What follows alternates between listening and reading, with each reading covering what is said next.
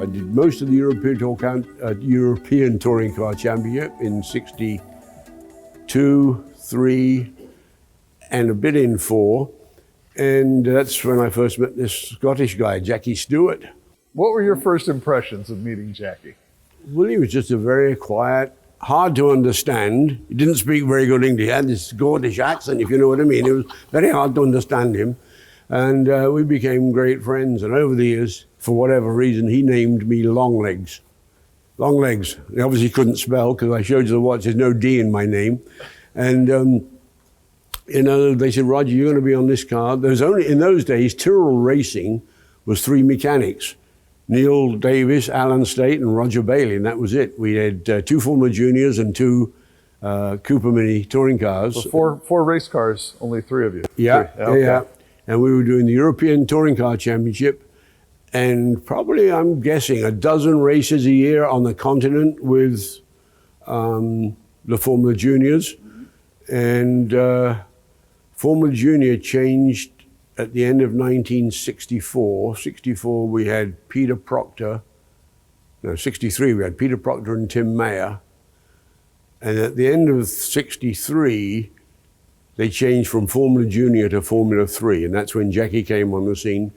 And he had a teammate named Warwick Banks, who I actually knew quite well because he lived in Witham on the Hill, about 15 miles from where I grew up. And his father was the Coney shock absorber importer for the United Kingdom. So I got on really well with those two. And you know, needless to say, we had a great season, and Jackie won the British Formula 3 Championship, yeah.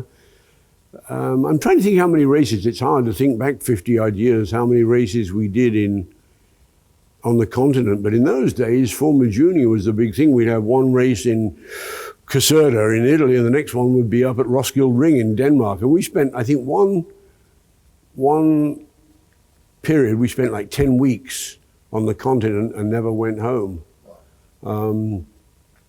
I remember at Reims in 64, we were doing a Formula 3 race, and we had these special BMC engines because it was all tied in with BMC and Cooper. And Jackie's blew up on the Thursday, which was the first day of practice at Reims, which wasn't very good. So Ken decided it had to be rebuilt. And Jackie had a white MGB at the time. Next thing I know, they're taking the seat, the passenger seat out of this MGB, and we're taking the engine out of Jackie's car. And Ken said, no, put it in here.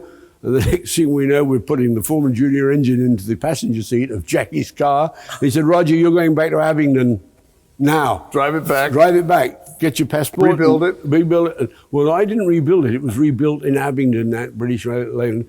But I got back on the Saturday night, we put the engine in, and Jackie won the Formula 3 race at Reims. If you check it on 1964, he won the Formula 3 race with that new engine. Was there any questions at the border crossing with the motor sitting in the passenger seat? We had carnets. Everybody, you know, as long as you had the carnet that went with the car or the engine, it was just a ch-ch-ch. There was no problem. But God, we had some fun days. And then in the middle of 65, there was a guy named Huey Franklin that had been looking after Bruce's car in Formula 1. I don't quite know what happened, whether he got sick or whether there was a coming together. Right. Charlie Cooper, it was easy to fall out with the old man. Very easy to fall out with Charlie Cooper. They said, Roger, you're going back from Tyrrell's to the main factory. Main factory, I said, it was about as big as this Hall of Fame here. And so I'm on Bruce's car, and I did the last 2 races in 65 with Bruce, which the last 2 was Watkins Glen and Mexico City. And a friend of mine that lives in the village, you know, Mr. Catello, said one day, he said, where's the rest of it? He showed me a book. It was the grid. It's the Automobile Year, which I think Lou Stanley, who owned BRM, wrote. And there's a photograph of the grid at Watkins Glen, and I'm kneeling down at the side of Bruce and Trevor Orchards with Rindt. And Kurt said, so where's the rest? Rindt, just for the record, Jochen Rindt and Bruce McLaren. Yes, right. With the 2 Cooper drivers then. Tony Maggs, who was, Tim Mayer was going to be the 64 Cooper driver. Unfortunately, Timmy was killed in Tasmania. The very last race of the 64 Tasman series, Timmy unfortunately died. So, before we get too far away from Jackie Stewart, yeah, you wore something today that Jackie gave to you. Can you tell us about that? This At watch. the end of '64, Jackie, we have the Kentil always had like a Christmas luncheon, and Jackie was there, and he gave Alan, Neil, and myself a watch, as I said on the back. To Roger, with thanks for '64, Jackie. Ironically, I was With your name misspelled. with my name misspelled. He put a D in, well, Roger. I guess Scotsman put a D in Roger. And funny enough, I was in a restaurant a couple of years ago with some automotive friends, and we were talking about racing, and one of the guys said, Roger, you still got your watch? And I don't wear it very often, some Sundays, because it's not a day-to-day watch. He said, oh, this one, yeah. So the guy said, show it to Alan. So I gave it to the guy. He said, he couldn't have thought much of you.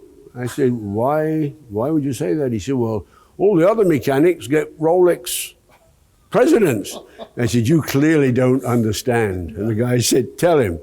I said, Jackie had to buy this one. This was long before he knew what a Rolex was. And he had to buy this, and get a Scotsman to buy you a cup of coffee is a feat. So to get a bloody watch, that's quite something.